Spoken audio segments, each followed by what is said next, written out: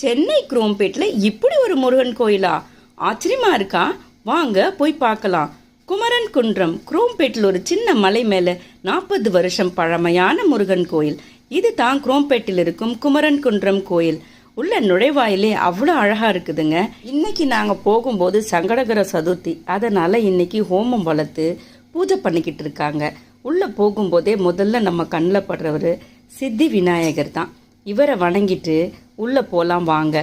உள்ளே போனால் நம்ம கண்ணில் அடுத்ததாக படுறவங்க ஜெயமங்கலா தன்மாகாளி அம்மையார். ஜெயமங்கலா தன்மாகாளி அம்மையாரை வணங்கிட்டு உள்ளே போனான்னு பார்த்தா அங்கே மலைகளுக்கு நடுவே நவகிரக சன்னதி அவ்வளோ அழகான இடத்துல லொக்கேட் பண்ணியிருக்காங்க. அது பக்கத்துலேயே ரொம்ப பழமையான அரச மரம் ஒன்று இருக்குது. அந்த கோயிலை சுற்றி பார்க்குறதுக்கே நம்மளுக்கு அவ்வளோ மனசுக்கு ஒரு ரம்மியமாக இருக்குது.